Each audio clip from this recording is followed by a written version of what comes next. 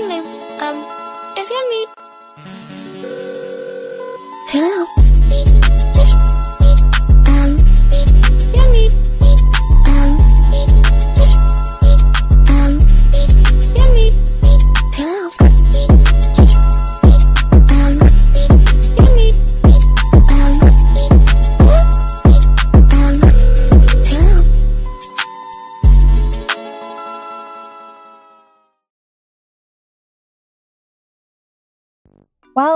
Well, here we are again with another review, except it's not a tablet this time, whoa!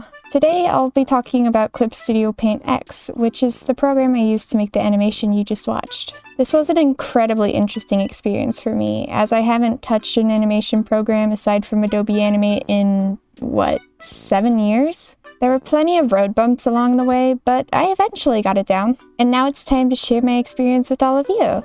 Before all of that though, I should probably make a couple of things clear right now. First things first, the animation feature is only really available in CSP EX, not Pro. While you can technically animate in Pro, it only gives you a maximum of 24 frames to work with and doesn't have all the features EX does. Second, if you haven't figured this out already, I have very limited experience with this program. This is the only animation I've made with it so far, so I'm obviously not familiar with every single feature or how to do things in the most efficient way possible. This is all coming from the perspective of a Clip Studio Paint newbie. If you have any questions or need some help, I'd heavily recommend looking up tutorials or taking a look at the official online user manual or tips website, which you can find linked in the description below. Jumping into a program I was unfamiliar with was super intimidating at first, especially when I noticed that it had quite a bit to offer. A bunch of unique tools, patterned brushes, screen tones, keyframes, folders full of resources including adjustable 3D models. It was a lot for little old me to process. I still haven't really gotten a chance to experiment with a lot of these features, but the number of things you can do with Clip Studio really surprised me. My main focus was to figure out how to animate with this program, however, so I put most of my attention into that. The biggest piece of advice I can give you right off the bat: label everything. Something I realized very quickly was that layers begin to pile up very quickly. Let me briefly break down how I have everything set up here. I first made a folder for every scene I plan to make. Inside a scene folder are the different parts of the scene, mainly the character, the background, and any other props that had to be separate from the background, like the drawing tablet in front of Willow or the desk chair. If we take a look into the Willow folder, we find even more folders. Each folder is one frame. Each frame has a layer for line art, coloring, shading, all of that. So yeah, it can be very easy to lose track of things. Keeping everything labeled with a simple name helps tremendously.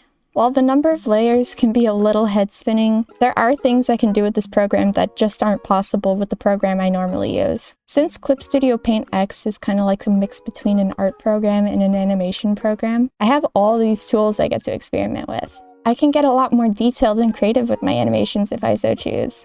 That's probably the most exciting thing about Clip Studio Paint X to me.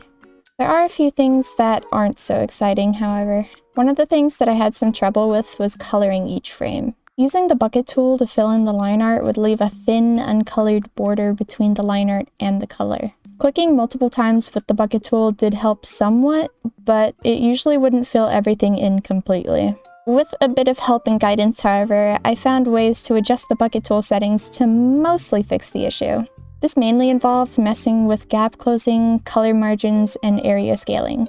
I still have issues with small spaces being left unfilled and the color bleeding past the line slightly in some areas, but changing up the settings did help a lot.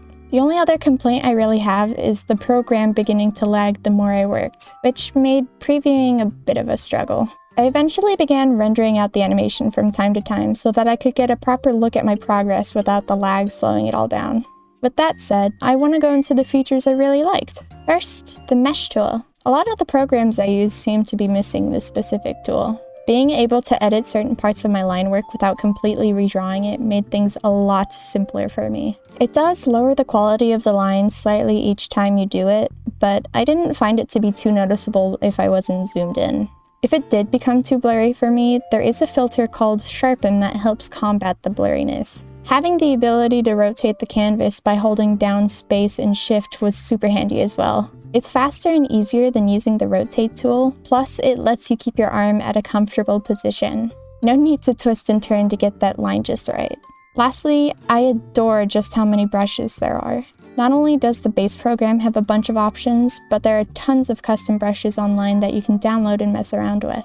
Although I only really stuck with 2 to 3 simple brushes for this animation, I really want to experiment and make something fun with all these other, more unique brushes. All in all, I'm really glad I was given the opportunity to give Clip Studio Paint X a go. Although it isn't likely going to become my main program for animation, I do see myself using it for shorter and/or more detailed projects that would benefit from the tools it provides. Either way, I really want to get better at using Clip Studio. It really does have a lot to offer that you won't find in other programs. And even though it might be a bit confusing and overwhelming to begin with, I'd recommend that you give it a try as well. The free trial is available for both Pro and X, so you've got nothing to lose if you want to give it a go. The program's available on Android smartphones and tablets, iOS, Mac OS, Windows, and Chromebook. Big thank you to Clip Studio for sponsoring this video. Before I go, here's a little comparison of the different stages this animation went through.